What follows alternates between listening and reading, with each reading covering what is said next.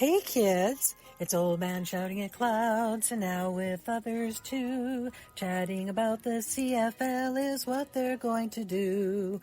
Some have no contacts and others have no clues. Everyone will tell us all their quirky football views. Hear what Old Man and others know. It's the CFL Outsiders Show. Hey, GT. What are we going to do this week? Same thing we do every week, old man. Take over the CFL. Hey, kids. Welcome back to another episode of the CFL Outsiders. I remain, as always, your 100% unbiased, completely impartial, and slightly anticipatory host, Old Man Shouting at Clouds. Joining me this week is the usual panel. We've got MJ. Hey everyone, hope you're enjoying World Cup football and CFL football as much as I have been. And back from the wilderness after a week back home, hopefully less sleep deprived, GT. Hey everyone, yep, back and ready to go. Let's give it another one. Here we are. It's Tuesday night. All right, see what we can do with this. We may come across a little bit punchy. We've had a bit of technical problems to start, so this is our second attempt. But I will say I am slightly anticipatory because I've got Touchdown Kelowna coming up. The first of the two games here in Kelowna. I get to go see a full bona fide CFL football game without traveling 3.5, 4 hours, and I'm really looking forward to it. If any of you folks are coming in town for the game, if you see me there, please wave, say hi, give me a nudge, whatever. I'd love a chance to talk to you. I'll be in the west end zone and wearing some sort of rider gear. They're saying it could rain, so it could be a jersey, but it could also be 35, so it could be a tank top. We'll see about that. I just wanted to give you a shout out for the little bit that you put out earlier on YouTube about Kelowna and all the how to get around and how to park and where to eat and everything else. It was really well done, and I'm sure the fans out there appreciate it. And lots of great information there for everyone. If you haven't seen it already, go check it out on YouTube. Old Man giving you how to get around Kelowna for the weekend and best places to go. So it was great. Wow, thanks, GT. Complimentary words, and normally you don't bring me anything but down. Yes. Very nice. Yes, if you do look up the video on YouTube, it's just a short, like 2-minute, and you will find in the description, I put in the link for the website that's got all the information about parking and shuttling, because do be aware of that. There is no parking at the Apple Bowl, and anything anywhere close, you have to pre-book ahead of the event. But anyway, we got other stuff to talk about. We've got, first of all, a couple of comments out of YouTube. We had Danielle Robert 13235 came in before the Riders Calgary game, I got to say. So he was predicting, not just talking about it, but he said, in response to what we were talking about last week, he said basically that Saskatchewan didn't have Emilus or Baker versus Calgary last year. It will definitely help. And yeah, it did. We're going to talk about that.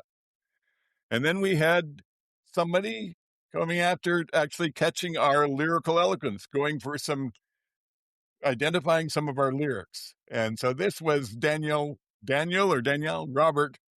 Oh, sorry, I got the first one wrong. I attributed it to Daniel. Its first one was Nick McConnell. Daniel said, rock lyrics rolls with the punches by Bryan Adams, and 5 dressed up as a 9 should be 3 dressed up as a 9 by Trooper. And then he goes on to say that GT sounds like an old rocker. Danielle Langlois, go Als, go. So mine, yes, you corrected me. It should have been 3 dressed up as 9 by Trooper. So thank you for that. And you got me. What about you, GT? Did he get you, or was it something from Bryan Adams? No, he didn't actually. It wasn't Bryan Adams, and if I did quote that line from Rolls with the Punches, that it was accidental, because that wasn't the quote I had intended to use. Mine was, if you remember correctly, in the preamble to last week's show, I said, again, it's Tuesday night and I'm all revved up with no place to go, which of course is the classic song title and line from the original I'm Bad Out of Hell by Meatloaf. So yeah, that was mine that I used last week. And I do want to just say to the challenges out there this week that if MJ is not able to get this week's he's got to turn that jersey back in. I find this so stressful. This whole segment is so stressful for me. Yeah, it's all fun. It's all fun. So I'm guessing you didn't sneak anything in last weekend. It gives me so much anxiety. One day it's going to happen, though. One day. And neither of us will get yours. Trust us. Yeah. There you go. Yeah. The crowd will go wild. Anyway, that's our interaction this week from there was some more, but those were the ones that I wanted to highlight a little bit. And thank you for the folks that did comment. Please, others, play the game. See if you can get what's in, or just tell us what you think. And please remember, subscribe. Definitely helps. And if you haven't done it yet, A, you don't miss the stuff, and B, it helps us. I just heard a yelp. You may have to excuse me tonight, by the way, if I get interrupted. The goddess is cruising to Alaska at the moment, so our puppy may feel left out with me doing this for 2 hours. Anyway, hopefully that won't interrupt too much. Jumping ahead with stuff, you were going to mention something about the folks over at Rouge, White, and Blue, GT. Yeah, I just wanted to talk about this briefly in that, as you guys, I think, are all aware, when I was overseas, I had a great opportunity to meet with Oz Davis and one of the co-hosts of Rouge, White, and Blue, along with Joe Pritchard. And it's funny because, the three of us, we've been at this is our second year in, and we've never actually met each other. We've been talking about football in three separate places. Well, they've been doing it for over 10 years. And again, had never actually met each other. So by the time when I actually met Oz, I met him before Joe did. Which I thought was pretty funny. But since then, I've learned that, unfortunately, Joe has decided that after more than 10 years of podcasting, that he's just decided that he's a little worn out, so he's called it a day. And unfortunately, they're not going to be podcasting anymore as Rouge, White, and Blue. And it takes me back to when I first started listening to podcasts, not that long ago. It was only 6-7 years ago, I think, when I finally figured out how to listen to them on my phone. There was a bunch of people out there then that the initial guys that I started listening to, one of them was Rouge, White, and Blue. Of course, Two and Out in the previous iteration before Sheldon joined the team. And it was lots of fun, of course. There was also the unofficial Tokyo's unofficial CFL podcast with Scotty and that was fantastic. I love those guys, and they're no longer on the air. And then along came the Markcast during with Reed Johnson during COVID, and he podcasted for about 5 years, and then he had basically worn out himself as well. So it just makes me want to say to all the podcasters that have come and gone, salute. We wish you well. Joe, Oz, all the best in whatever you're going to get through. And as I said to them, if we ever need a co-host, can we reach out? They both said absolutely. So yeah, they might yet show up. So there you go. Okay, thank you for that. Yeah, Joe and Oz were some of the first ones I listened to as well, and I loved the American take that they brought to the CFL, and big fans of the CFL, even though they are Americans. So sorry to hear we won't have you back this year, guys, but thank you for the information and education you've given us all along, and I'll do my salute with Mike, because I still have possibly editing or something to do after the show. Anyway, so much for the tribute there to, a lot of great people that have been doing this for a long time, and hopefully we can do half as good a job that they've done. But we also had big news this week. Today, about 4 hours ago. And I've been saying, not on here, but with some folks I know, especially after the last Ottawa game, that I thought the first quarterback that got injured, there'd be a sudden trade for Drew Brown out of Ottawa, who didn't seem to be needed so much anymore. Apparently it didn't take an injury. MJ, you brought this up. Why don't you tell us? Well, so earlier today, there's news that Max Duggan got cut, and they signed some person I don't know. And I actually don't even remember his name right now because so much else happened. And then later, all of a sudden it got announced that they traded Drew Brown to the Bombers in exchange for draft picks. I was like, Why does Winnipeg need Drew Brown? Interesting that they would entertain that. Well, because we need a little controversy because it doesn't feel so empty without me. Yeah, So right? that's why. And then it came out. Well, two more things came out. One, that they signed McLeod Bethel Thompson, That's which, the as I told controversy. you guys a couple of weeks ago, Yeah. I bet you Ryan's on the phone to him, and he Yeah. was. Jeremiah Mazzilli remains unsigned. Anyway, McLeod's back in Ottawa with Ryan. And then there's a rumor, unsubstantiated at this time, but that Drew asked for a trade. Yeah, I can see that the way things have been going with him. Although it's interesting that Winnipeg, with Zach and Elgersma there, that they were, unless they're just looking for his experience in case Zach goes down and, Elgersma still learns, but I don't know. And by the way, the fellow they signed was Nicholas Vatio, perhaps Battiato, someone who, from what I saw in the release, did not have sparkling numbers in college or anything, but apparently he's the longest standing member on their negotiation list, whatever that means. So they have three backup quarterbacks. Which is weird because it's not. That means if he's the longest guy on their list, that means he's not a current whatever. He's not a guy. Yeah. He's not the guy because he was there from the previous regime, right? It's not like somebody that really I don't know. It's just weird. It's just weird. Well, I thought that at first, but then I thought maybe not. Maybe when Dinwiddie came in, he just tore up the whole old list, and this was the first guy he put on it. Yeah, could be. It doesn't mean it's been forever. It just means it's been, since Dinwiddie maybe. Yeah, exactly.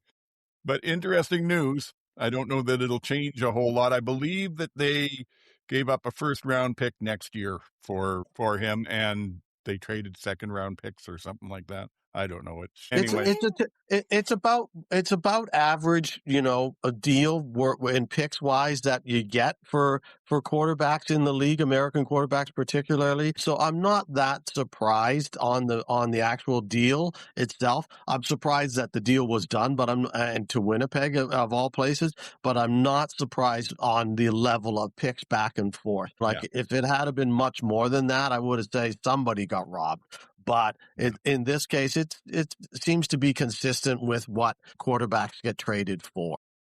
A first-round pick and maybe a second, and that's about it. And I think they were not even in the same year, right? There was one, I think it was a first-rounder next year, and then it was the following year that the second-rounders got exchanged or something like that. Yeah, conditional one or something like that. But in some ways, it might even have been overpriced, because if I remember right, that's basically the deal that Calgary did to get VA. And, Drew's a good quarterback. He's not VA yet. Yeah. Well, we were talking about it a little bit offline, MJ and I, and we're saying that maybe they're just not as 100% confident in Elgersma as we thought they were. Maybe Zach, as MJ said, is a little more injured than we thought he was. It's going to play a little bit of hell with their salary cap, though, because Drew's still making $400 in the third year of that deal, unless they're going to renegotiate it again. Well, I don't know why he would at this point. I wouldn't. I wouldn't do it. I don't know where he fits in, but they're going to have to move somebody off of the roster, you would think. Who will it be? Which one of those four is no longer going to be on the roster? And then if they move Perkins off the roster, who's doing short yardage for them? You're going to have... That's what I asked. Yeah. Yeah, unless you put Elgersma in there, but because Brown is a little fragile for that, or it seems to. Yeah. Yeah, and Elgersma's big enough to do short yardage, but it's interesting. Maybe, could be that he's just that they've seen he's going to take a bit longer to develop than they thought and wanted some experience. Yeah, we'll find out. Yeah. Meanwhile, Ottawa has the absolute worst quarterback room imaginable. Yeah, no kidding. What a disaster. I am so sorry, Redblack fans. You know who deserves better? Redblack fans deserve it better. And every single person on that team deserves better. Yeah. Because this is ridiculous. Well, Coach Dinwiddie's the quarterback whisperer, so we'll see. Oh, well, maybe it was Mark Miller this whole time. Yeah. I don't know. No, I don't believe that for a minute either. Don't get me started on Mark Mueller. So he's great if he could throw 20 yards. part of it too is also I think there was like that locker room was probably pretty divided, and Ryan's like, okay, well, we're just going to get rid of the guy that's causing the Quite possibly. the divide, Could be a right? VA. Yeah, it could be a Rourke VA thing there going on. Yeah. Could be some of that. It could also be, Ryan did what is the new Jones, new Chris Jones. He's a great coach, not a What a great moniker. GM. He's the new Chris Jones. Give him some black and he's perfect. Well, in it. he So there you has go. 3 titles. Yeah, exactly. That is true. Yeah. Let's and check in with Elks fans. Yeah. Let's see Yeah. how that went. Yeah. Well, hey, we had him in Ryderville for a while too, and it's not a great experience. Yeah. But yeah, I don't know if that room was divided at all. The divide was probably getting larger the more that Mayer played too, because so far he has not looked great. Although again, coach Probably didn't after the put that all second on himself. play of that game. But we'll see what Winnipeg does with that. Few other things, not a whole lot in transactions this week. The Stamps released a D lineman, Morris Brash, who I didn't even know about, and they signed a name I do recognize, Benny Sapp III, who was a DB that played with the Riders for 3 or 4 games last year and got cut out of training camp this year. He looked not bad, so they may have picked something up there. Saskatchewan's brought in another DB, Burgess Jr. Reinforcements there because they've got Milligan down, and it looked like Juju Schuster that they put in had a non-contact injury, so I'm guessing it's nothing good there, so they'll need a bit more. And then in BC, they've brought in some reinforcements for the receivers, Malala and somebody Fitzgerald, and they released Sione Tehama on the D-line, which... Yeah, that was a little bit of a surprise. He played well. Yes. Well, something had to happen. Yes. Yeah. And Wrong, but yeah, their problem hasn't been on the D-line. It's a little further back. And a little to the side. Yeah. Yes. Hello. Benavides' defense is back. Yes. Anyway, and this isn't a transaction, but I'm going to throw it in because I forgot to put it in the rundown anywhere else, and it matters, and that's that Sean Millington from back in the 90s or early 2000s with the Lions is going into the Hall of Fame, got announced. So that's good news. And Ottawa, as you said, MJ, released Duggan and signed Nicholas Vataya. I can't even try. I'm terrible with names. Doesn't matter. Anyway, somebody that we may hear his name. You won't. All right, moving along quick because we got games to talk about. But first, let's talk fantasy. Another great week for you, MJ. Going to tell us what you did and how it turned out? Well, I was up against Adam from the CFL Countdown, so I was pretty Defending worried. champion. Yeah. I beat him. Yes. Well done. But not by any, I actually didn't have a very good lineup. So I just had a couple players who did some good things. So I had 140.4. So I had the Ticats defense, and I foolishly chose a quarterback and receiver who were playing in 7 inches of downfall rain. So that was Alexander and Philpott.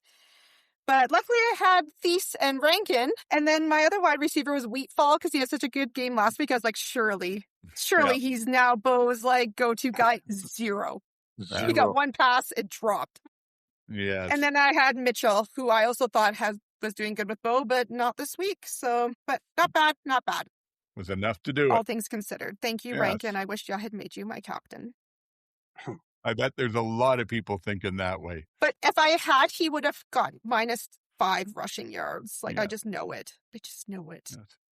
Well, I'm happy to report for whatever it's worth. I've risen from the ashes. I got my first win, so I'm now 1-2 with it. I was up against Cooper Trooper from Canadian Football Countdown, and he is very good. So I knew I had to get a good team. I don't know that I had a fantastic team to tell you the truth, but anyway, I had 146.5 and he came in at 142.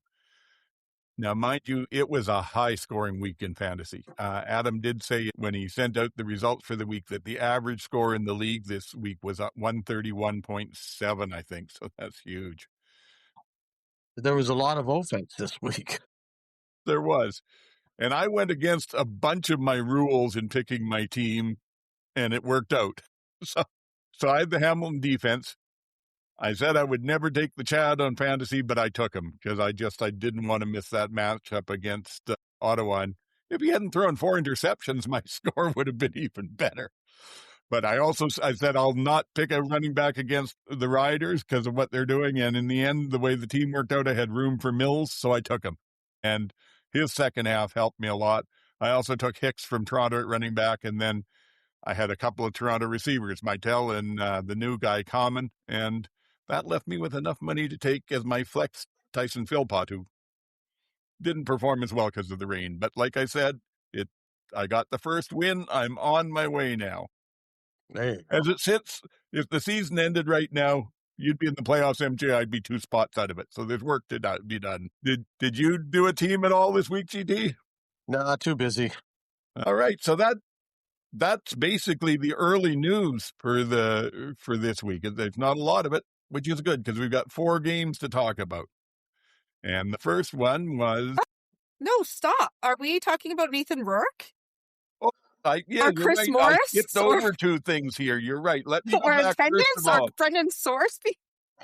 Yeah. See, there's what I do Nice try. when I start messing around with the rundown. That happens. So okay. I see what you were doing. So okay, these were all MJ They were all topics. Morris things. I wasn't going to say that, MJ, but nonetheless, I noticed that. My bad. I'm sorry. All right, then. I So see go how ahead. it is. Tell us your news about what the Edmonton Elks president was saying. Guys, the vibes are pretty high in Edmonton. Like, the team is 2-0, and things are looking up, and Chris Morris just has to rain on his own parade. I don't want to talk about it, but everyone in Edmonton is talking about it, so we need to talk about it. There was a news article this week for Chris Morris saying that the name change remains the biggest obstacle in rebuilding support for the team. And that he said because of the name and COVID, but mostly the name, season tickets dropped from 20,000 to 7,000. He said that they've looked at the name, going back to the old name, but it's not viable. So they're just going to keep it. But they're not referring to it. There's going to call them the Green and Golds or the Double E. And I'm like, I don't know. I know Alberta gets a bad rap a lot of the time, especially lately. But Edmonton's not like this. Edmonton is a very progressive city. Very. They vote NDP in provincial elections. They vote NDP in federal elections. There's vegan restaurants everywhere. There's a lot. There's a lot. It's a very supportive, collaborative community here.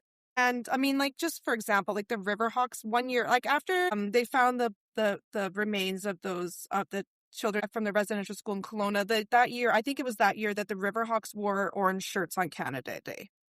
This is the vibe in Edmonton. You're not going to get 30,000 people in your stands by blowing dog whistles about name changes. It's not going to fly in this city. It's not going to fly. So it's unfortunate because they finally have a good team. And then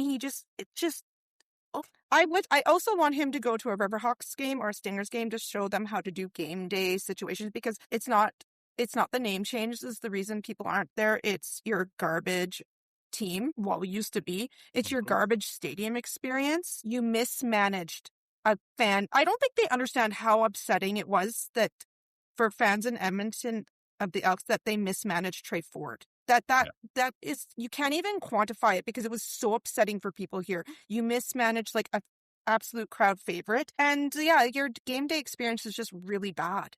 So those are nothing to do with a name change.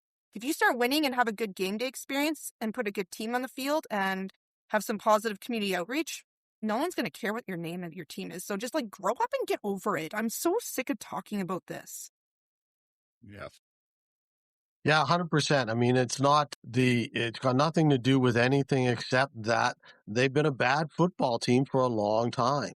And they've been in the news cycle for a long time, not only as a bad football team, but as a bad organization with bad people running the organization, one after another. It's not, until this last year, and it looked like they were moving in the right direction, but they've swung sort of, now they're now making comments that are kind of leading them back to bad people in the organization.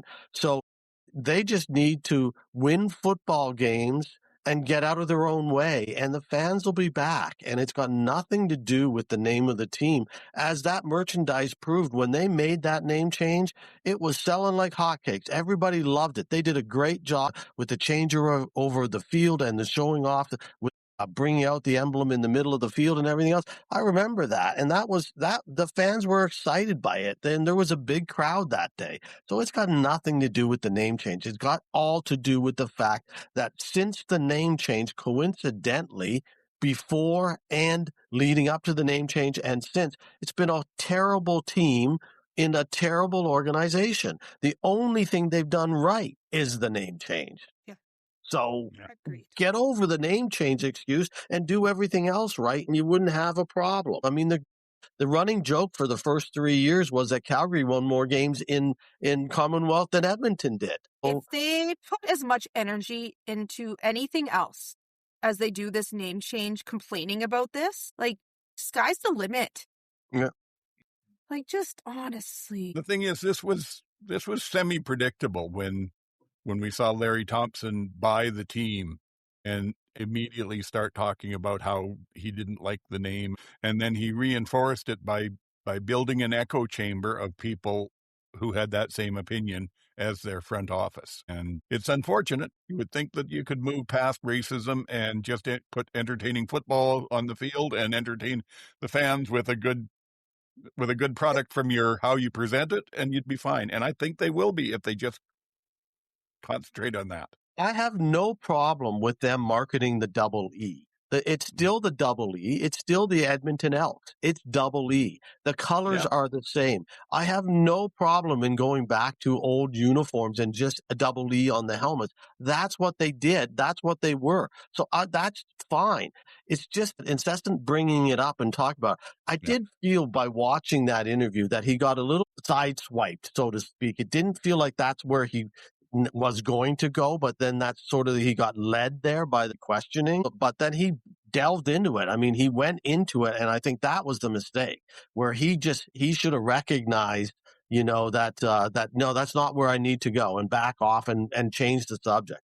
So maybe he needs a little bit of media training, maybe. But that was wrong. And the second thing that you had posted, MJ, about the comments that he made about the immigrant status, he wasn't wrong. He's absolutely correct. He's 100% correct, except that he used the wrong words, because you don't indoctrinate anyone. Indoctrination is not what we do.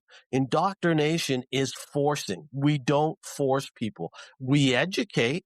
We try to bring along, and we've done a terrible job of bringing the history as a country, as an organization, and as a CFL, as a league, has done a terrible job of getting out to new immigrant statuses and teaching them about the CFL, the history of the CFL, the importance of the CFL, and the lovely game that it is, and how exciting it can be. I say that, and I've said that for a long time. So I completely will agree with him on that. But the fact is, you can't blame them again. You don't blame the people that aren't coming. No. You blame yourself for not getting them to come. You've said that before, MJ, too, and I agree with you 100%, that this is not anyone's fault but the organization. Not the government's responsibility. It's not the immigrants' responsibility. It's the league and the organization's responsibility to go attract those new immigrants and those new Canadians. And you don't indoctrinate, you teach and you educate, and then you make them fan. That's what you do. That's your job. Go do it. Don't blame someone else. Yes, you welcome them in. Well said. You also, apparently I skipped over a few things that you wanted to talk about, MJ. You also mentioned to me something about Mr. Rourke, and I'll let you take it from there. Yeah, this is a good news story. Yay, we need some of those. Finally, a positive story in the press. Nathan Rourke did a really nice interview with Ian Hannah-Mansing on CBC, and they talked about quite a few things, but the overarching thing was talking about his Be More Than a Bystander program that he's a part of, where they go and talk to youth, mostly men and boys, about like being more than a bystander, like about toxic masculinity and gender-based violence. He actually really opened up. He was saying that like he does this because his mom was a victim of, like, a survivor of sexual abuse, and that and his faith, which are thinking these things are important for him, and he's just like trying to make the world a better place.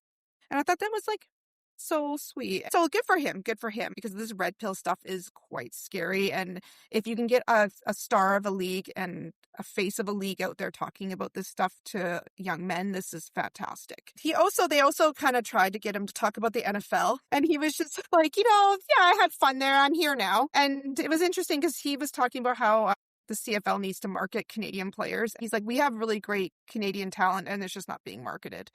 And I was like, oh man, Nathan, I love you. Yes, this is exactly. He's like, you've missed the boat on this complete made in Canada. You could have done a whole campaign about it, and it didn't happen. So, and then what else? And then he talked a little about his flag football. So like, oh, you're gonna go play in the Olympics? He's like, well, I wasn't even a thing I thought I could do, and I want to try. He's like, but I've started flag now because I have a lot of respect for the athletes who have been playing flag at a very high level. And I'm just not going to walk in there and take someone's job without knowing how to play. I am working on how to play flag football. So very humble, very nice interview. It was really well done. Yeah. He's a blessing to this league. And he's right. The league did the exact opposite of what was needed to take advantage of the whole Canadian pride that's going on out there. But more important, all that you said was good. But the first one about a role model for young men pushing against toxic masculinity, because there is so much of the online world out there pushing for it and trying to indoctrinate these unfortunate young men into bad attitudes. So thank you, Nathan. Yeah, I thought it was a terrific interview. I really enjoyed it. Good. Yes. And important that he speaks out. I hope we maybe, he had the chance, but we've got other good Canadians out there that I'd love to hear weigh in on this too. So Canadian football players. Two other things, little bit quickly, don't know that they need a lot. We were talking about the attendance, and the first week was terrible at 17,119 on average. Second week jumped way up to 27 and almost 28,000. Unfortunately, this week with the games back in Ottawa and Edmonton, still that didn't help. So we were down almost to what we were the first week. It was 17,568.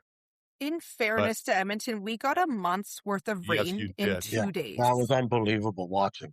How you saw it on TV was like a fraction of what it was actually like sitting in those stands.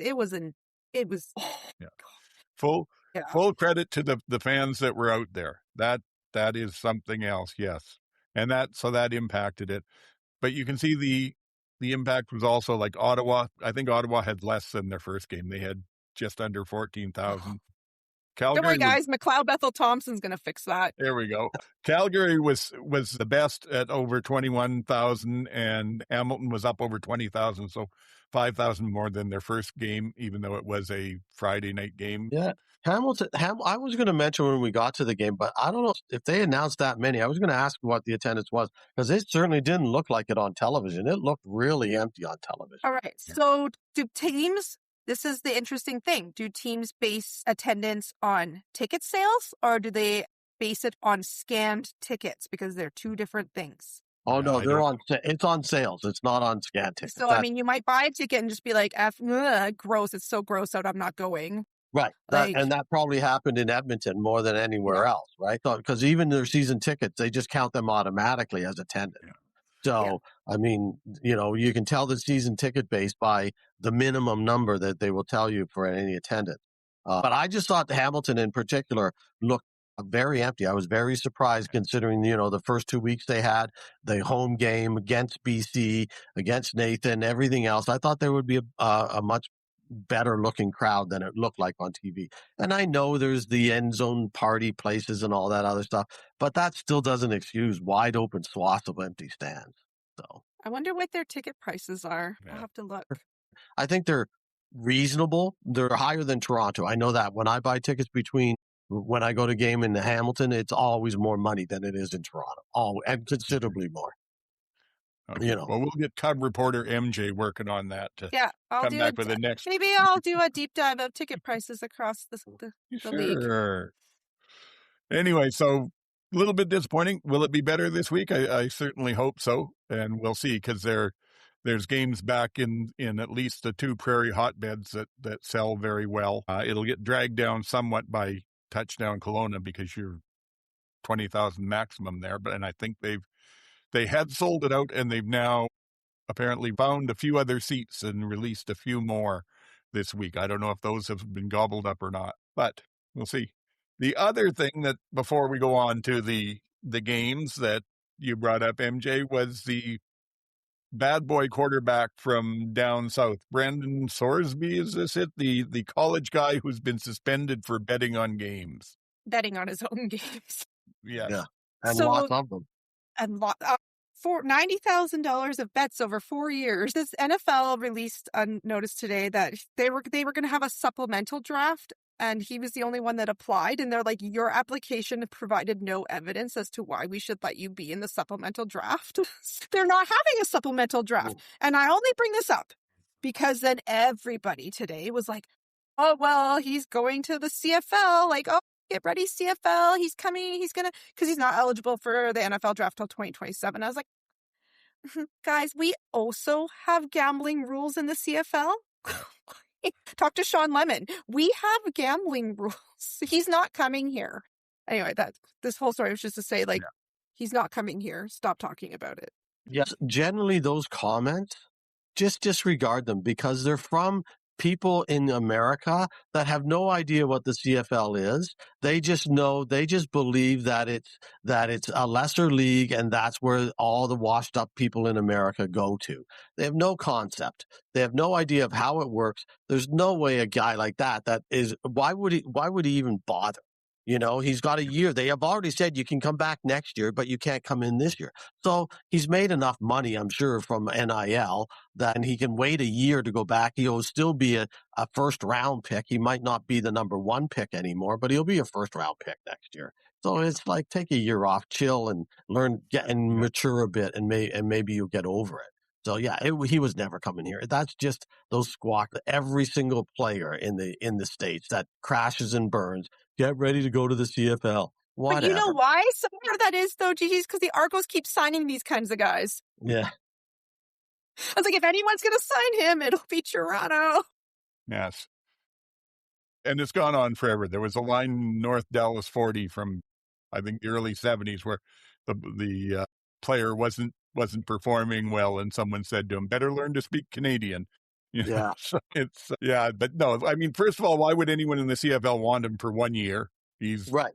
No matter how good he is, he's learning a brand new game and trying to perform and knowing you're going to lose him right away. And second, what you said, and plus, we don't want gamblers in the league. And what you said, GT, if he is that close to being a top round NFL draft, then he's made millions in NIL number already. So maybe he doesn't have that money anymore because he's gambled it all away. That's possible too. Yeah, I don't know. Anyway, that's about it. We're going to go on to the games.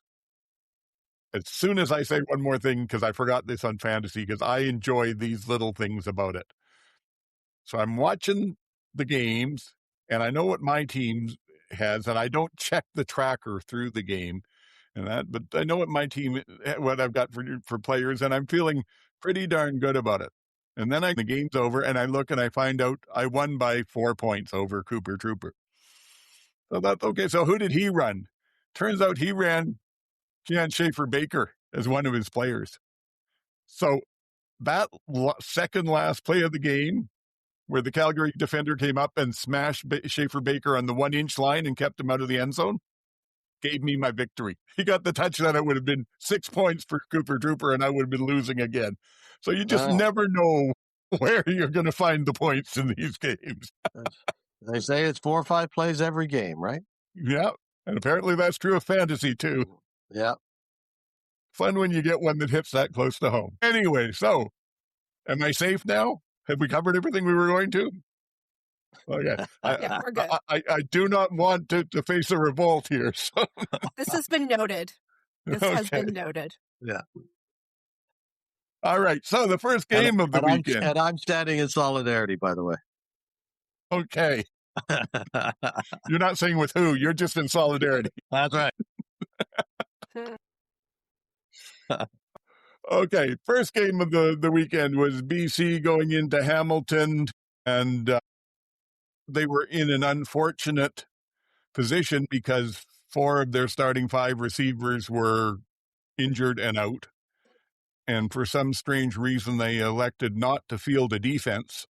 So game didn't go, well, it didn't go bad, actually. BC 27, Hamilton 41, but BC had 2 garbage time touchdowns to get them there. It was pretty much dominated by Hamilton. If anything, I was impressed with the amount that Rourke was able to move the ball with a completely new set of receivers. But that's pretty much the story. What were your thoughts on it? MJ, Hamilton's your team. Why don't you lead here? Well, I made a joke that Bryce should have started this game because these are all the practice roster guys that he's used to throwing to. Yeah. It might have gone better. Yeah, as you said, I don't think the BC defense got on the plane. That was terrible. That was terrible defense. Bo had 5 touchdowns. I think they said he had a touchdown for every 3 completions. Mhm. Like, they didn't cover Lawler. Like, Lawler's been, like, shut down for 2 weeks, and then you guys roll into town, and all of a sudden, like, you've opened the cage now, right? Get ready, other teams. But, yeah, that was bad, and I'm not... I have a lot of Lions fans in my family, and they are all very upset that Benavides still has a job as of today. Very. Yes. Like, I don't know I've watched this game and I wrote down some notes, and now some of them don't even make sense, but we'll go through. Yeah, I feel bad for BC because Poisson got injured during that game, yes. and McInnes got injured during that game, so they had basically had no receivers. Yeah. Well, McInnes went back out there on one leg. Yeah, his ankle and I couldn't believe late in the game they were still running. I'm like, they must have 0 people left on the bench. They were talking on television. Why do you have your both quarterbacks out there, Rourke and Bo, late in the game at this stage before Bryce even went in? Why are they both still out there? And I'm like, why is McInnes still out there? You've got no receivers, and this is the only guy you're going to have for the next 6 weeks by the looks of it. And he's on one leg. And if he goes down for any length of time, you're really screwed. And then sure enough, today I read that he's not going to be able to go this week at least. So they're down to, as you said, signing guys that, looking around, trying to find people. It was wild. At some point, like, can your DBs go line up as receivers? Like, at some point. Can. Yeah. So, like, why wouldn't you take a couple of your ball hawks and just go put them out on receiver? Yeah. The game is already over. Right. Yeah.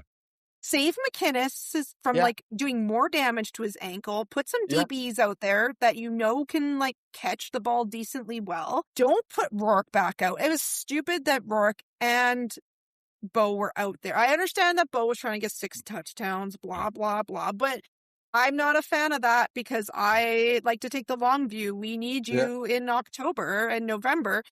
There's no reason why Trey and Bryce shouldn't have been playing, at least for the last 12 minutes of that game. I personally think Rourke was in there because he hadn't thrown a touchdown pass yet this season. Too bad. Because Too bad. I'm not saying it's right, but I'm saying that I think was it, because as soon as he threw the touchdown pass, he was out and Chase was in. Bad. Fuck Pierce and Nathan Rourke. I don't care. What if he gotten injured in garbage time? Like, that's... it's reckless. It's reckless. I have a note saying there was a challenge of an automatic challenge, but I don't actually remember. I think there was an automatic review for something that someone challenged. I think it was Ben Major again that they did this to. It was great. Okay. And he was laughing again. And again, he had, why me, looking on his face. It was hilarious. It was classic. Well, it was. And it was better than just that, too, because I have it down in my notes as the Ben Major workout program. Because he lost the connection from his headset up to the replay center. So he had to run all the way over to the sidelines, get a sideline official's headset, go through it all, got it, okay, back, I'm out on the field, the challenge is here, this is how it's turned out, started walking onto the field, and the challenge flag comes out, so he's got to run all the way back to the sidelines again. Oh, goodness. But hey, it worked out in the end. The challenge to the challenge actually worked this time. Yeah, that one worked out, I think. Yeah. What else? Okay, so this like man guy for the Ticats, pretty good, huh? He is a global player from Germany. He is not a punter. Yeah. He is a fullback. Yeah. No, he's a tight end. Oh, well, they list him as tight end, which is, I guess. They did that with Robinson last year, but they do, the way him and Milanovic are using him, they may start seeing other teams actually real tight ends in the CFL again. Yeah. He's been a really fun, and he was just like the joy on that man's face. Yeah. He is just like living his best life, and it's just like so nice to see. And okay, so it's not just the receivers and DBs that were drama, because the BC punter had 3 special teams tackles, and if your punter is having to tackle 3 times, then it's not going well for you. Yeah. Good tackler, though. Yeah, he's going to get hurt. Yeah. Stop doing this. He's a big boy. He'll be fine. I don't know. I think it's a disaster. It's a good disaster on all 3 fronts for this team, except for Sean White and Nathan Rourke. Everything else is a mess. And then my favorite Luke Wilson moment was when he said, "I'm confused," when there was a fumble that was not a fumble call. He's like, "I'm confused." I'm like, you know what, Luke? You're right. Me too. Thank you for voicing that for all of us. He had a couple good one-liners like that. When they tore up, Bo tore the one part, he's like, "I don't understand what's happening here." He's like, "What? Why?" Yes. Anyway, I'm 1-0 against my husband, and the Ticats are humming. Things are going good for me. Gotta like it. Did you see any of this one, GT? Any thoughts or comments? Yeah, I did. My first thing is because of last week, I did not see the BC game, so I could not comment on the uniforms. I did see the uniforms this week. They're bad. Yeah. They're bad. And the Saskatchewan ones aren't any better. They're worse. The brief look I had at the Saskatchewan ones today, they look pretty bad too. So the Ottawa ones look great when we get there. Yeah. I thought the Ottawa ones looked like a classic white uniform, not some shenanigan white try to sell something uniform. Whatever. Like BC, it was like, they had nothing. I thought Benavides' defense is back from the middle of last year. They just showed up. It was funny because even after that first touchdown, which again, we know Bo loves to go deep early in the game, and they set it up, and it was a beautiful pass, was down the field. He was so wide open. And Dusty and was in the crowd going, did they not know? And then they showed the receiver on the sideline, and he's looking at the pad, and he's like, "I can't believe they left me open that way." Like, he's like, wow, just going, wow. It was incredible. It was pretty funny. BC, man, they looked so sad at the end of the night. They were blown out like Pink Floyd back in 75. And I was there for 7. I was there at 75, and it was it was a lot better than they looked that last night, I'll tell you. So yeah. Yeah. Anyways, it was pretty awful for BC. Yeah, it was. And I thought that one of the most telling things about the fact that you could see Hamilton wasn't terribly worried about the downfield passing, because there were at least a few, I think several second and long situations where they rushed 3, but they kept 2 spies basically just hanging out at the edge of either flat for if Nathan tried to come on out. And it worked out well. A little coffee break. It's fine. Yeah, it was a 5-man rush. Just 2 of them were The thing was, and I was thinking this through the game, and then then it turned out at the end of the game, statistically, I was going, Nathan's thrown from, he's had the ball longer. He's run more plays. Yeah. They just didn't score. If they had scored, and they were like, every time Hamilton scored on those long passes in the first half, BC answered with a drive. Then they just didn't put it into the end zone, and they ended for field goals, and that was it. Then they just couldn't keep up in the second half. But if they hadn't been able to score at all on any of those drives, it might have completely changed that game. But the fact that they didn't, and then sure enough, at the end, the statistics showed that, I think he outthrew. I think he had more completions. He had more passes. Yeah. He had more yardage. They had more time. They had more running. The stats were totally in BC's favor, and yet the scoreboard was the exact opposite. So Yeah. All that matters. I said earlier, I thought it was an absolutely fantastic performance he put together, considering he was throwing to a bunch of guys they picked up at Home Depot that morning, waiting for work, So it's, yeah. The other thing that I liked about this was pre-game, they interviewed Keandre Smith and questioned about the fact that Justin McInnes said McInnes and Hatcher were the best receiving duo in the league. And what do you have to say about that as far as you and Kenny goes? And I loved it because he didn't brag or anything. His response was, receiver's a ego position. You know what my answer is. Yeah. Well, he has an ego. There's no doubt about that. He I was does. like, Keandre cannot, maybe he's learned a little to keep his mouth shut after last year. No, Maybe. that's okay though. You know, Yeah. we were talking last week about guys that we need some guys that run their mouth in the league. For There's sure. no problem with that. Keandre is the guy to do it. Yeah. Well, Bo's You know not what? doing too Backing bad. it up. Bo's not doing too bad with Player of the Week sign held up in front of the camera after the game with 3 games still to play and stuff. Yeah, no, he's all right. Bo wants everyone to know that they made a terrible error in MOP last year. Yeah. He's still bitter about it. He wants everyone to know that was a mistake. Yeah. That was, in many ways, a game best forgotten. It does show that Hamilton does have a very good team. It was a great game. I had an amazing time. I'm sure you did. I enjoyed all of it. Fantastic. Game of the week. Well, we won't talk anymore about it, so we don't take any of your glow away. We'll just leave that masterpiece right where it was, and move on to Toronto going into Ottawa. Toronto 44, Ottawa 24. The first time Jake Mara threw the ball up in the air, it was someone in a different colored jersey that caught it, and that pretty much explains the game in itself. Other stuff happened, but that is at least a good metaphor for the game overall. Welcome to the Jake Bear experience. Yeah. So go ahead. Tell us more about it, GT. Well, you basically summed it up. I mean, again, I didn't watch all these games because I was really busy, so I had to watch them on record. And so I was flipping through with trying to skip commercials and ended up skipping most of the games somehow. So that's what happens when you hit one button too many. All of a sudden, it's the end of the third quarter. And that's basically what happened in this game as well. And so I missed a lot of it, but every time I turned it on, it was one of two things: either a touchdown or an interception by Chad Kelly, one or the because he had equal number of each, I think. And Jake Mara doing Jake Mara things, which is just not good enough. Just not good enough. That's all there is to it. And when you need a turnover, guaranteed he's going to give you a turnover. Wrong way, but he'll give you one. They did something very similar to BC, where Toronto would score a touchdown and they would come back, but they would end up kicking a field goal. Yeah. And then Toronto go back and score a touchdown. You're never going to keep up if you're kicking field goals. Yeah.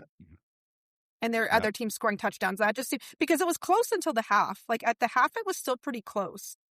And that's when I left to go to the Elks game. And I was like, okay, well, this is actually turning out to be a much better game than I thought. And then I saw the score and I was like, oh, goodness. Then when I saw the highlights, I just thought, they just could not. There was no red zone production from the Redblacks, which is too bad. It was too bad because, they have such a good receiving core that this is so silly. And then their defense was I think their defense played really well. Like Niles Morgan was playing lights out. But then if you're always on the field, you can't keep that for 4 quarters when you're playing the bulk of the time. It's just too bad. Coach Dinwiddie said it's not Mayor's fault. It's his fault as the play caller, that he didn't put Mayor in a position to succeed, and he needs to do much better at that. And I thought, really? You mean those 3 times when you were on the 1-yard line trying to go into the goal line and you went out of the shotgun all 3? No, they did not. No. Yep. 2 passes, and then they try a run that gets stuffed all out of the shotgun. So I don't know if he figures he doesn't. Maybe that's what this guy they brought up out of the States is. Yes, maybe they have he's no a third down quarterback guy. to do short yardage. Who's doing short yardage for them? Nobody. Yeah. Well, maybe it's Nicholas Vatetto or whoever. Yeah. Maybe I didn't see the one thing. Well, I probably saw it, but didn't really take note of his size. Maybe he's 6'8" and 300-pound quarterback that they're going to use on third down stuff. But they needed something. Eberhard had a nice game. Yes, Yeah, he he had did. He caught just about everything thrown at him. Yeah. He was the one sort of bright spot out He's there the for bright them. But spot. there was also a moment. People complain about returners just running to the sideline and out. Why don't they fight for those few extra yards? And there was a moment where you can see why not, because Grant did that. He streaked to the sidelines, and then just as he got there was a bit of an opening, so he turned to try and go upfield for probably what it could have got, maybe if the hole he thought was there, another 3 or 4 yards, but it wasn't it. He just got pasted.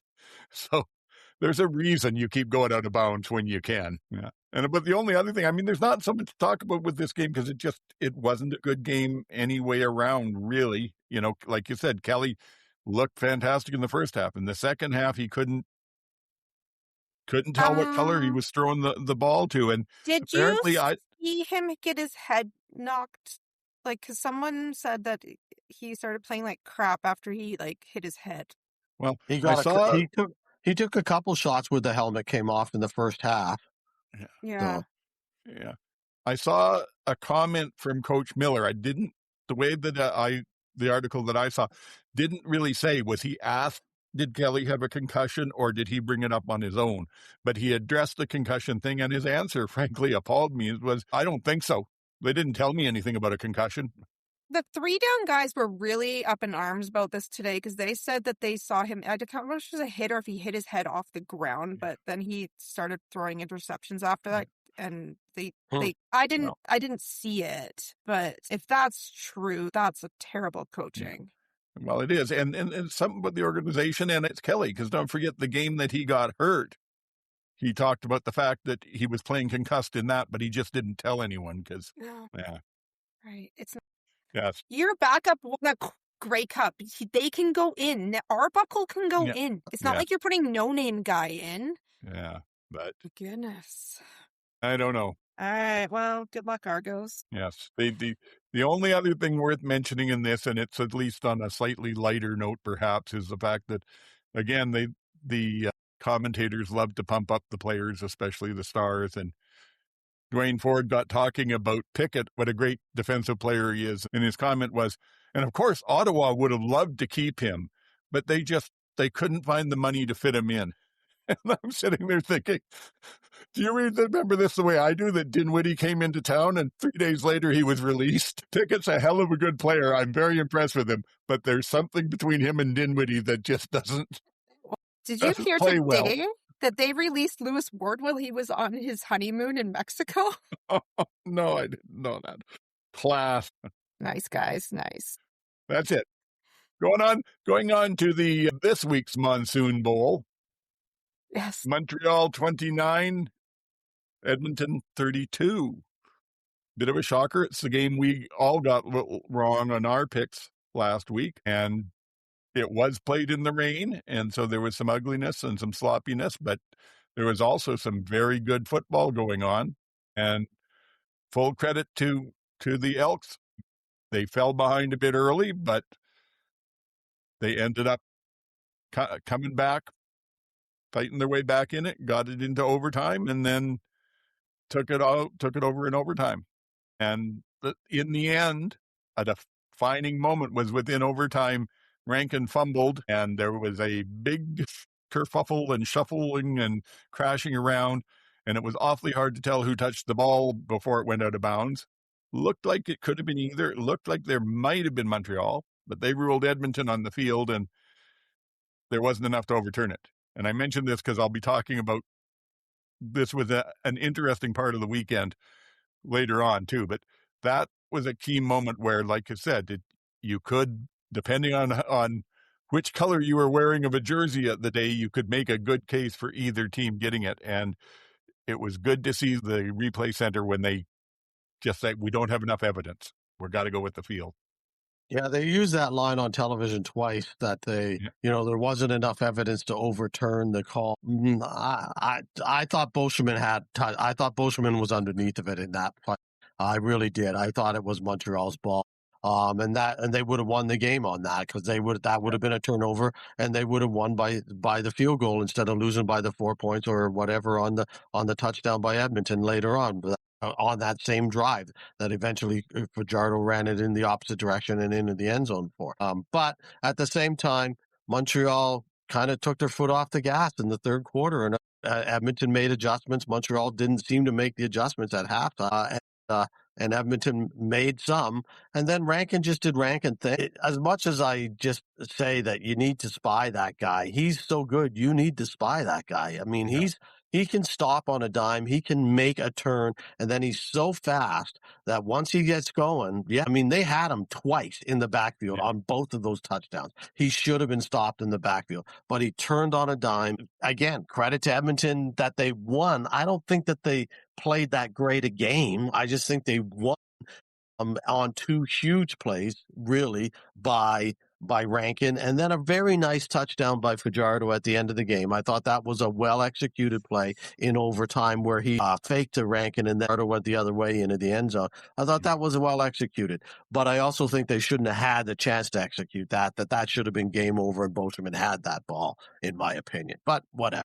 And it was a monsoon, so you take what you can get. I thought Alexander played great in the first half. He played great to get some momentum back. Once Edmonton had basically won the third quarter and taken all momentum away, I thought Montreal gave themselves a chance to win after taking themselves out of the game. Well, Rankin was their top receiver as well as their rusher. Like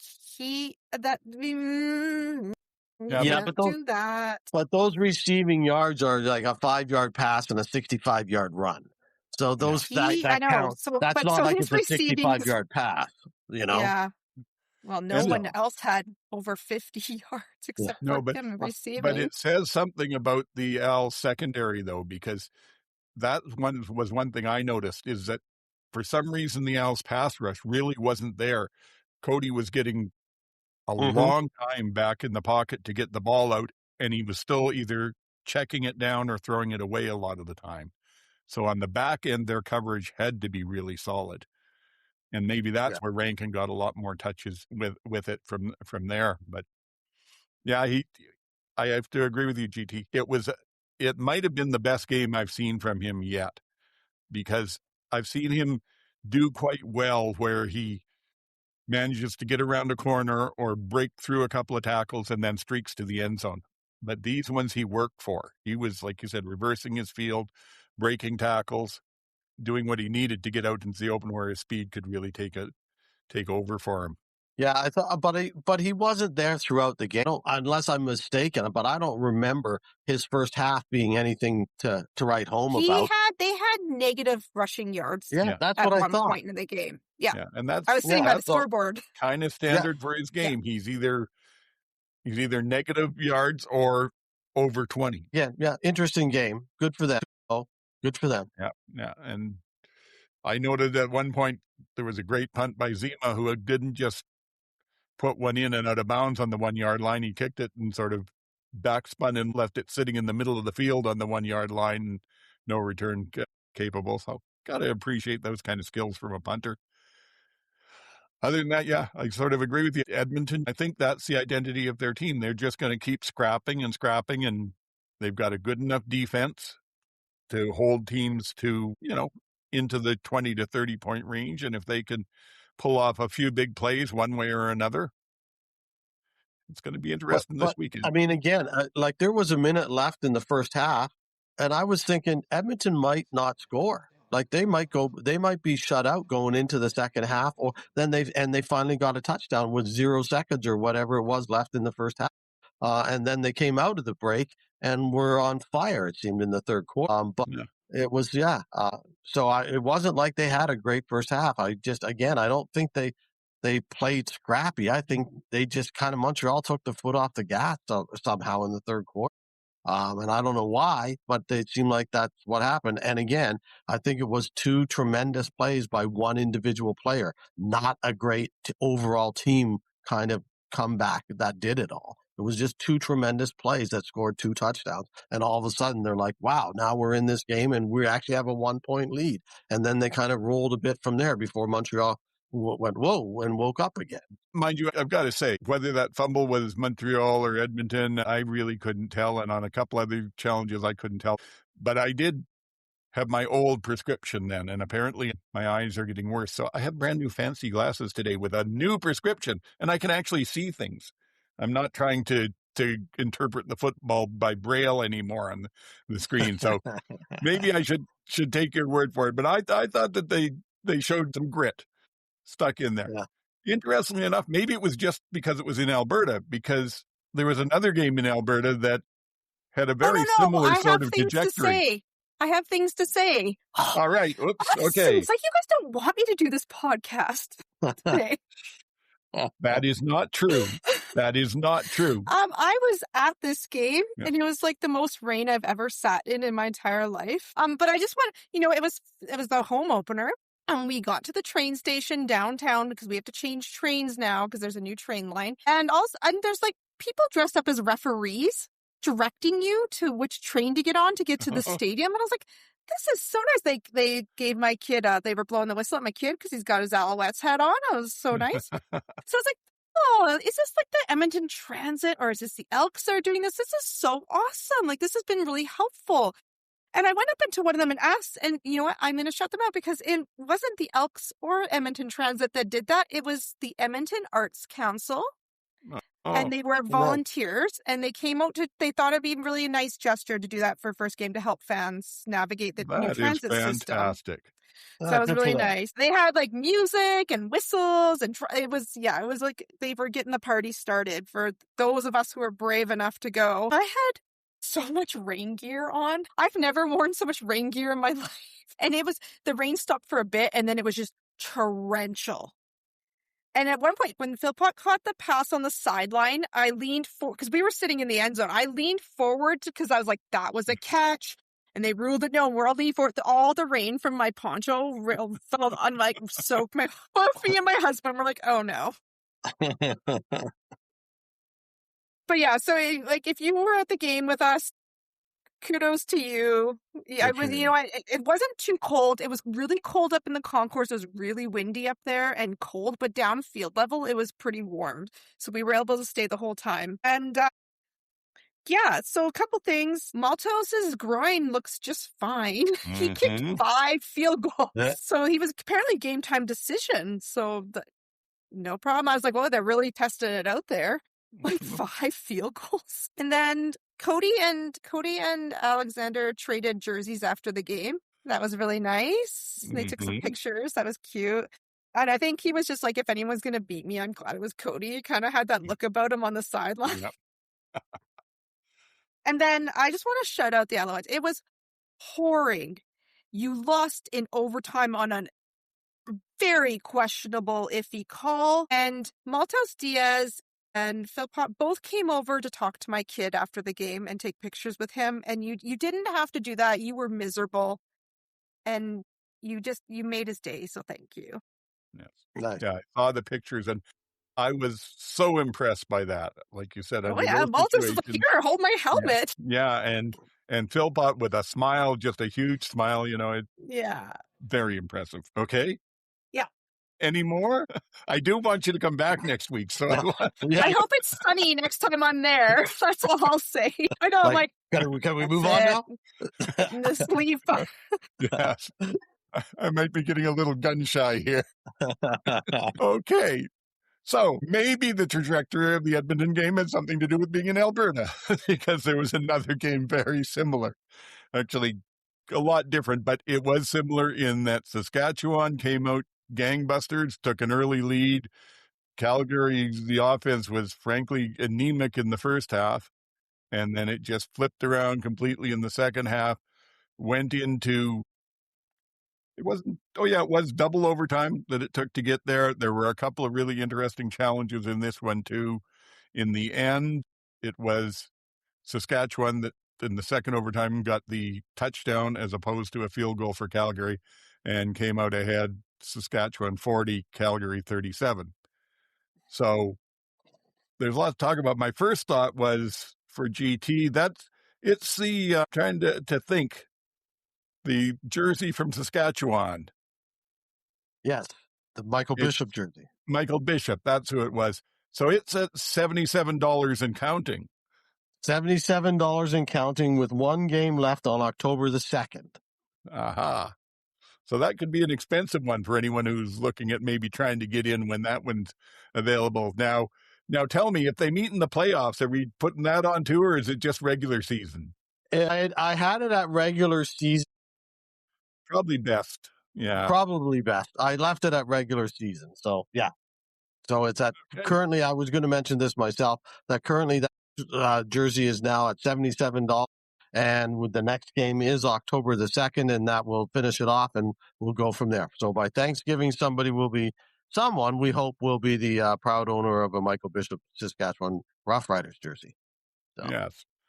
So tell us, what else did you see in the game? I saw red, and not just the team. I saw red coming. I saw steam coming out of my ears. I was like, yeah, that was a terrible first half. I was like, again, it was so bad that first quarter, and in midway through the second quarter, that I like so furious. I was just skipping ahead so fast. I missed apparently a kickoff or a punt or a field goal or something for a touchdown by Calgary at the end of the half. I missed the next thing I turned it on. It was 31-17 for Saskatchewan midway through or late in the third quarter. And I thought it was over. And then all of a sudden Calgary woke up, and it was like, well, why didn't you play like this for the first half? Why did you wait until the fourth quarter and be down 14 points before you decide to play? I was furious. I haven't been that furious with the team in a while. It only goes to show again, I guess, that I have expectations this year. I certainly wouldn't have been this mad this early last year when I had zero expectations. So it does say something about where I put the team. The rest of the game was like, yeah, they played well. Saskatchewan played well. I thought it was an entertaining game, and at the end, it was what it was. We lost. Done. Yeah. And all of a sudden, it's one of these two teams between Calgary and BC is going to be 0-3, and I didn't think either of those two teams would be 0-3 to start the year. So yeah, that's true. Well, Calgary wasn't all bad plays in the first half. They did manage to sack Harris and get a strip sack down inside the Saskatchewan 10, if I remember right. And so they put that in to get a touchdown, and that kept them within touch within the game. And I was more concerned about the secondary than I was about the line. And I thought they did a pretty good job on Ouellette as well. So I thought the front seven played well. I thought the back end was horrible. Just horrible. They weren't in position. There was like that Emilus catch over the middle. There was no one else in the picture when he caught the ball. Literally, there was no one else in the picture. It was ridiculous. Yeah. Mind you, they did that to BC too. So it's how much is one, how much is the other. But the other thing you mentioned about the return for the touchdown, that I remember Corey Mace at the end of the Western final when he kicked the ball away a couple of times when everybody said you can't do that, and then ended up winning. He said, we prepare for every scenario that can possibly happen. So we're not making a choice in the moment. We know what we're going to do ahead of time. Well, I think this was the first time I've seen them flustered where they weren't prepared for it, because what you were talking about there, Saskatchewan scored the touchdown with very little time left in the half. I think 30 seconds or something. On the kickoff, the ball hung up in that heavy wind, and one of the Saskatchewan cover team managed to run in and recover it about the 35-yard line. So they got the ball back, and there was like time for one play that I think they ran and got a yard or two. And then they had to decide, what are we doing from here? It's a 40-some yard field goal into a heavy wind. And I would think that from what I've seen of him, if he was prepared for that, Mace would have said, just take a knee. We've got a good lead. Why take a chance on anything? But in the rush of having to make a decision, they sent the field goal kicker out there. He took it wide, and McAllister ran it back for the touchdown and brought Calgary back into the game. So that I put that down to a great special teams play by Calgary and a great return by McAllister, but also to a real coaching error at where they were in the game. The 3 points weren't at a premium at that point, in my opinion. I was zipping through it, so I didn't even see it. I was just angry. Yeah. Well, by the time I got home from the Elks game, this game was over. So I have 3 notes for you. 1, Wind seemed to be a factor. Yeah, definitely. 2, the Stamps kept pace with the Grey Cup champions, so don't despair too much, GT. 3, people said they didn't like this, but I liked that Lapo wore his Western gear. It's almost Stampede time in Calgary, and he fit right in. Yeah, I thought he looked good. Did. He looked good. He looked relaxed in it. It looked like he wasn't just showing it off. He looked relaxed in it. So there you go. It's getting ready for Stampede Bowl. Yes. The other thing that I quite liked about this game is I mentioned the fumble in the Edmonton game, that it was awful hard to tell if that was the right call or not. I can't say it was or wasn't. Well, this game I think it was within the overtime. There was a play where Evans comes around the end for Saskatchewan and takes a swat at VA's hand, and the ball comes out, and either he swatted it out as VA was getting ready to throw, or VA was throwing and he hit it from behind and it made the ball just slam into the ground. There were looks from either angle that would say, yes, that's obviously an incomplete pass, or yeah, maybe it's not. But it was inconclusive again. The replay center didn't do anything stupid. They went with the call on the field, which was an incomplete pass. And I thought, that's great. Don't overturn the game with a call that's you can't tell.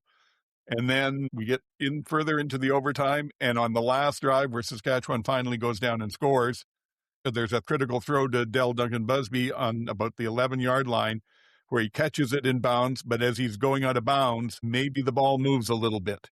And again, you can't tell. Are his hands under it? Did it get to the ground? And it's possible it wasn't a catch, but it was ruled a catch. And again, it stood.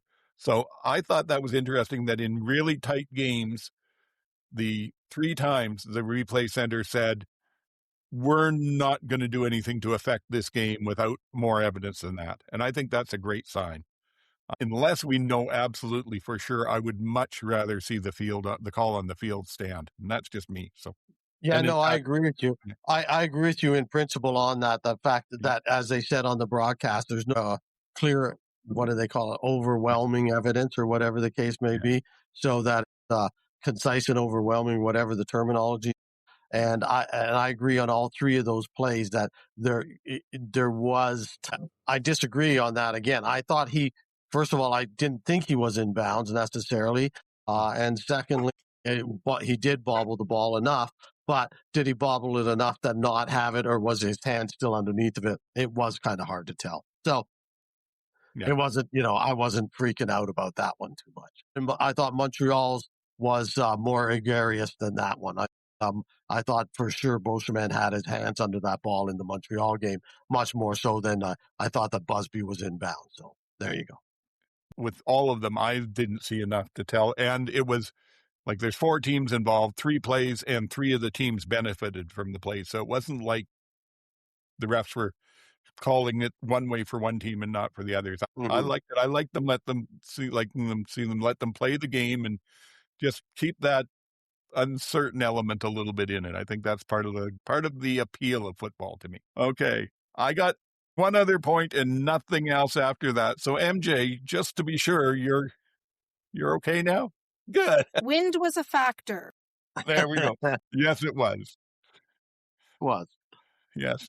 And my last point is I found out this weekend that not only am I a Saskatchewan fan, but so is my phone. And this may not matter to anyone but me, but I'm going to mention it anyway, because I use my phone to take voice notes.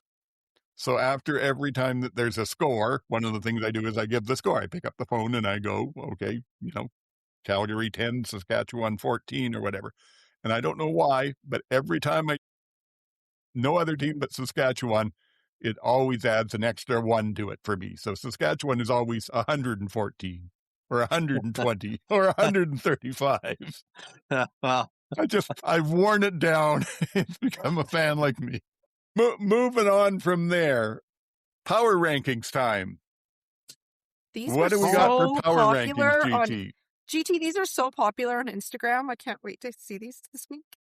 Well, but are we getting arguments? Are we getting legitimate arguments, or are we just getting yes and no? I feel like people are arguing about it in private.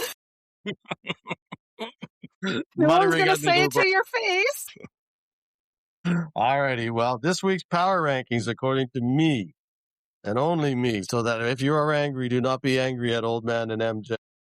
These are mine. Saskatchewan remains undefeated, and they're still the champions, so they are still number one. Hamilton, after that game, they have to be at number two.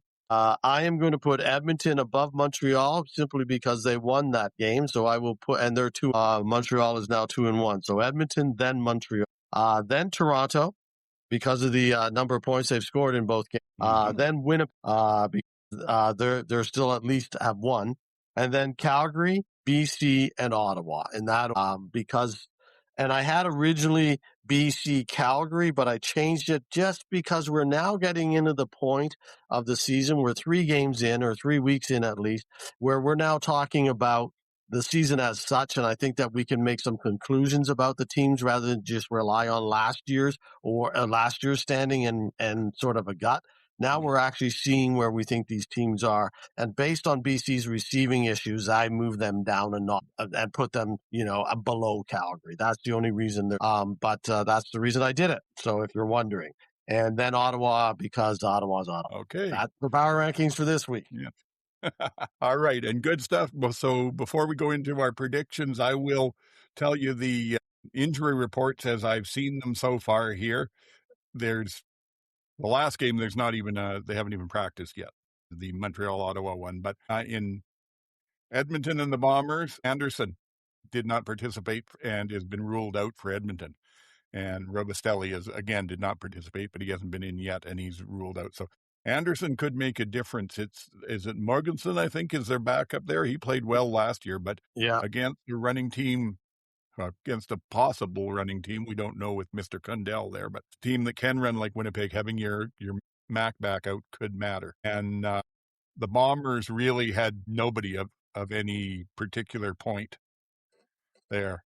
Okay, and then the rest of these, Saskatchewan, there's a laundry list, but it's their first day at practice, so I don't know how much to read into this. But in the did not participate category, there was Del Duncan Busby, Joanne Hughes, who was the starter at the one side halfback, and I don't think he'll be back in. There's also Nelson Lacombo, AJ Ouellette, and James Botters did not participate. And then Keyshawn Johnson was limited, and Benoit Marion on the D-line, who hasn't been in yet, was limited, so maybe he's coming back. And Toronto had Dwayne Hendricks is still limited.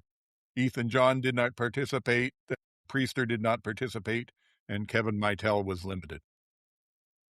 The last game that we have any for is Calgary at BC here in Kelowna. Adrian Green did not participate. Christy Naku on the O-line. Is he a starter, GT? I'm not sure. Yes, he is. Yep. Starting left guard, right guard, right guard, I think. Okay, yeah. So he did not participate. Jalen Philpott did not participate. And that was basically the names you'd recognize there. And then with the BC Lions, Hatcher was limited. McInnes did not participate. Poissant did not participate. And Patrice Rene was still on the did not participate. So don't know if we'll see Hatcher. And I think I heard someone say that they've already said that McInnes probably won't go. Was it you that mentioned that, GT? Yeah, I thought I read that somewhere today that McInnes is ruled out for this week. Okay, yeah. So there could be some interesting games. Let's talk about what's going to happen. Edmonton going into Winnipeg. The linebacker bit scares me, and the fact that Winnipeg does bounce back well and they've had a full week of practice to prepare scares me, but I'm going to go with Edmonton. I think they're getting it together. How about you, MJ? So the Elks are coming off a win against, arguably what everyone would assume is the top team in the East. The Bomber, I don't know, because the first game they used Brady a ton, and in the second game they didn't use him. So what's this third game going to be? What's going on in that quarterback room? Who's doing short yardage? Are they carrying 4 quarterbacks this weekend? Where is it in? Winnipeg? You know what? I think I'm gonna go Bombers. I think that I think they're gonna have more trouble with the Bomber defense than they did with the Alouettes defense. Okay, so GT, you get to decide where the show goes with our picks. Yeah, this one, I don't think Edmonton's offense is that great. Again, as outside, they haven't done much. The receiving core hasn't looked terrific. If you can contain Cody, you're all right. And then it comes down to Rankin, and it's all about Rankin and their offense. That's basically it. Their defense has been playing relatively well. I thought Trey Ford did a pretty good job on Philpott the other he seemed to be covering him man on man for most of that game last week. So I think their defense looks okay. Yeah, Winnipeg has been. Yeah, I'm going Bombers. I'm going Bombers in a low-scoring, not great game. Is how I kind of expected. Agree. Okay, so I'm overruled again. I will point out that the show last week went 1-3, and someone on the show went 3-1. But not that should influence anyone's picks. Hey man, that was a turnover in OT. All right, moving on. Toronto at Saskatchewan. MJ, why didn't? You didn't start. I started. So why didn't you tell us your thoughts? Argos suck. This is going to be a Riders win. Okay, I always pick Saskatchewan when in doubt, but these games scare me, especially like the Riders should be able to contain Kelly a lot better than he has been so far. But if they've got at least one new starter in that secondary, and there's any busts in coverage and in communication, it could get ugly. But I will still go with Saskatchewan. Redblacks kept him in check until they got too tired too. Yeah, so I mean, he likes the long ball, and as long as you take that away from him, you're okay. So that's the only thing that scares me. But you, GT, is it unanimous, or are you taking Toronto? No, I'm going Riders. This is Toronto's home game in Saskatchewan, right? Yes. Toronto's the home team. So the Riders are wearing their new Prairie Blizzard. Right. Those are whatever ugly. That conglomeration is. This is my sidebar. If you're going to make a Prairie Blizzard uniform, do not have a green helmet. Yeah. There's no green in a blizzard. No. Moving on. I'm sorry. I feel like they hired someone's 5-year-old to design that for them. Anyway. They'll sell a ton of them, I'm sure. I know. It doesn't matter. It doesn't matter how ugly these uniforms are because Rider fans will buy them. Yes. It doesn't matter. They don't even have to try. Well, and apparently the kids will buy them all day because the kids love this all white look. It's not all white. It's not. No, but it's close enough for the kids. No, it's not because the You're helmet not paying is attention. This is what the CFL white. is harping on. The kids. It's all about the kids in all white. It's not all white. So you just made everyone mad now, except for Rider fans who will still buy it. Green on the sleeves, on the underside of the sleeves, and a green outline of numbers that the broadcast crews will all be complaining about again too. Yeah, they can't read them at all. My question was going to be: will the broadcast crew be all wearing one on whenever night that game is? Yeah, I don't know. Yeah, they did that with Ottawa, didn't they? Yes. Well, 3 of them anyway. But moving along, Calgary at BC. So this is a BC home game, and it is in BC, but it's in, well, not my hometown, but the larger city near me, Kelowna. The Apple Bowl is a small facility that they have added a bunch of seating to get up to 20,000. It is a fantastic field. It is very nice. You'll be right close to the players, so it should be fantastic. However, they're saying the weather is going to be in the low 30s until Thursday, and then it's going to take a dip and start driving down and rain Thursday and rain Friday, and 60% chance of rain on Saturday, and not cold like a high of 20, but damp and very soggy on a natural grass field, which could make a big difference. If you're a speed guy, it could make a big difference in an awful lot of stuff. I think that it may turn to be a ground game, and strangely enough, I wouldn't have said this, I don't think, any year before this, but the way that the first of the season has started out, and considering what their defense is, a ground game might be the best hope for BC. So we'll see. And then, of course, against the other Mills? thing against Mills, yes, but good luck. Mills has been great in 2 halves of 2 games, and then they haven't been able to move him so much in second half against Winnipeg, and in the first half against Saskatchewan, it wasn't so good. And then they got him up and going in the second half, which I like because he got me lots of points. However, you've also got the fact that Butler's a pretty good running game. And frankly, to me, if they can't throw the ball in the weather, that's a plus for BC because their defensive secondary is not good. And against the run so far, they haven't been giving up a lot of yards. They've averaged, I think, 70 yards a game they've given up on the ground, which isn't bad at all. So we'll see. And then, of course, the other thing is, if it is like that and the field really gets torn up, can they repair it for the game against Edmonton a week later? But that's neither here nor there. You haven't gone first yet, GT. Who have you got in this one? I'm taking Calgary. I just can't see Edmonton or BC having enough. And their defense is very suspect. So no matter what the weather's like, I think Calgary at this point in time is a better team. Going into this, I think Calgary's a better team. So I'm taking. Okay, MJ. All right. So BC has no offense. They have no defense, and their punter is their top special teams tackler. The Stamps kept up with the Riders. It went to double overtime. That's not nothing. I know you come away with no points, but it's not nothing. I'm going to take the Stamps. Mm-hmm. One of these teams is going to be 0-3, and it's going to be the one with no receivers. Yes. I don't know why something in the back of my head keeps yelling, take BC, but I can't. It's not logical. At some point, as much as you go with your gut, you've got to follow some of the logic. Yeah. And BC is undermanned as they are. And I don't know what they're going to do about that defensive backfield. It's just, so yeah, Okay. we're all on Calgary, all on Saskatchewan, all on Calgary. I'm all alone on Edmonton. And then the last one, Ottawa at Montreal. No injury reports. We know there's a new quarterback in Ottawa. There's possibly a second new quarterback coming into Ottawa who, if he gets into the game, he used to play for Montreal, so maybe he knows how. I can't even pump it up. I can't. I'm trying to find a way to make this sound like. Do we even need to go through this, or can I just write down Alouettes and we can just move on? Yeah. For everyone? Yeah. All right. I'm writing it down. Times 3. All right. Maybe McLeod, Bethel, Thompson dazzles and return to CFL. Yeah. All those camps. He's been learning some skill, keeping those skills sharp at his camps. That is true. And he knows the Dinwiddie offense. Oh, he knows the Montreal defense. Yeah. So, hey. Yeah, he has all that. Is he going to be the short yardage guy? What's happening here? I don't know. I'm sorry, Redblack fans.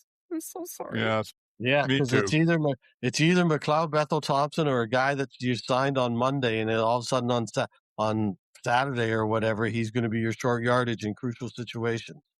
Or it's going to be like some fullback or Greg Bell or I don't know what. Well, don't forget, they don't go for quarterback sneaks. They go for out of the shotgun for all the short yardage based on what we've seen so far this season.